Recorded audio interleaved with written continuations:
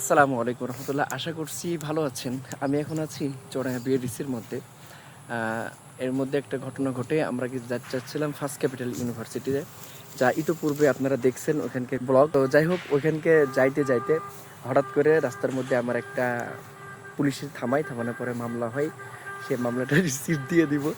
তো এই হচ্ছে ঘটনা।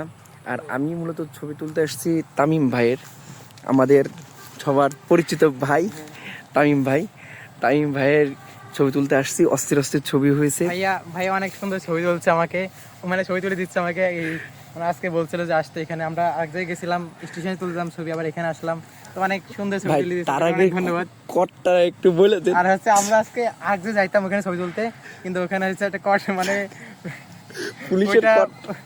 পুলিশের মানে ওইগুলো না বলি, মানে লাইফে পুরো ফার্স্ট টাইম আমি কখনো, মানে পুলিশ ধরছে, আমার হেলমেট দেন গাড়ির কাগজপাতি সবসময় সব কাছে থাকে, কিন্তু আজকে কি মনে করে একটু মানে তামিম ভাইয়ের ভালোবাসার কারণে মানে একটু অন্যরকম হয়েছে, আজকে নিয়ে আসতে পারিনি।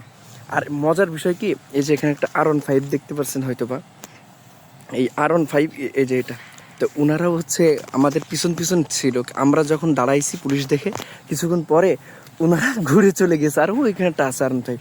তো এই হচ্ছে ওয়েদারের মধ্যে তামিম ভাইয়ের কয়েকটা ফটোশ্যুট করি, তারপরে ইনশাল্লাহ দেখা হচ্ছে।